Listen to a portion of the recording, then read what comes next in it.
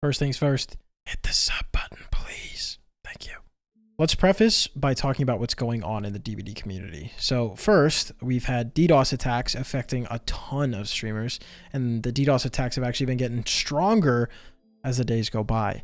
We've also had an extremely underwhelming chapter release with a very forgettable killer and very forgettable perks. The one thing this killer's good at is holding a 3-gen, which is not fun for literally anybody involved.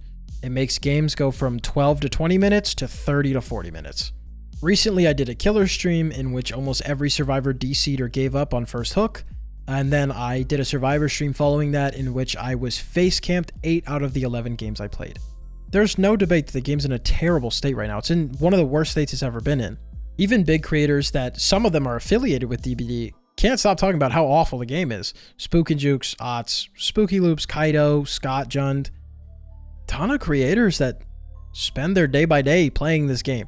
So before you decide to leave me, someone with 600 subscribers, a hate comment, but you worship the ground Otts walks on, maybe you should realize that we have the same opinion.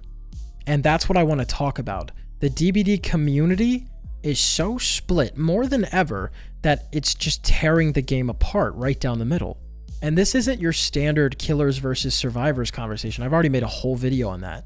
This is talking about the community voicing a need for change. Let's look at Justice for Hattie real quick. I think it was a great idea. People rallied together, said it was unfair that Hattie had fewer cosmetics than Vittorio had on his release, and it feels like they ignored her. She doesn't look the way she's supposed to. And guess what? They got the change they wanted, and that's cool. However, right on the other side of things, people voiced their concerns for Skull Merchant, how Skull Merchant affects the overall health of the game, how Skull Merchant's kit is not interesting and it just promotes holding the endgame hostage, and those people got told that they're spreading too much negativity. Tell me where the opinions are allowed and aren't.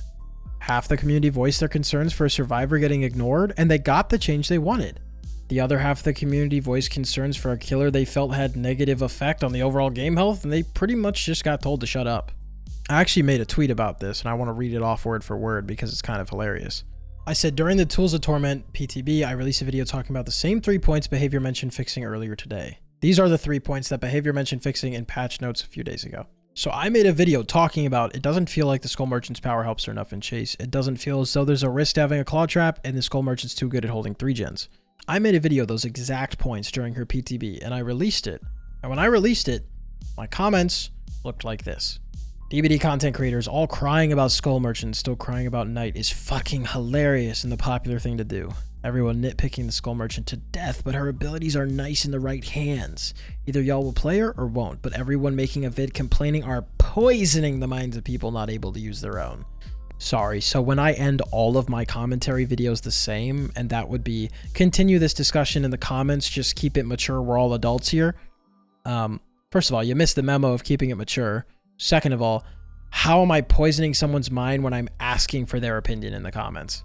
And there actually were a ton of great comments from that comment section, but those few toxic ones really stuck out to me because it's like, how come half the community is allowed to voice their concerns, but the other half of the community is not? It feels like a double standard.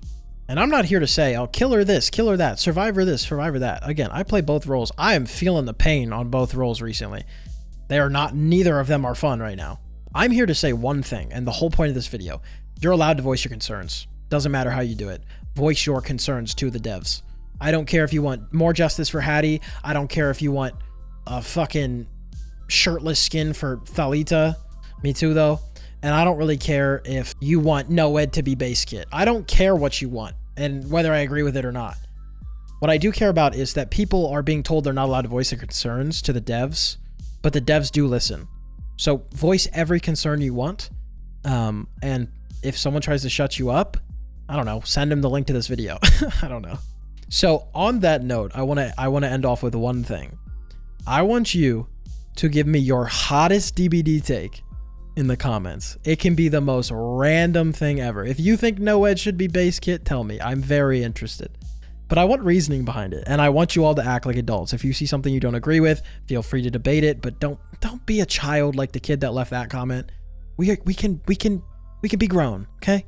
But yes, my whole premise of this video is just keep voicing your concerns because the game's in a terrible fucking state, and if more people make noise, hopefully we'll get the change we want. I hope y'all have a wonderful day. I'll see y'all in the comments, and I'm very excited to see what y'all have to say. Have a wonderful day.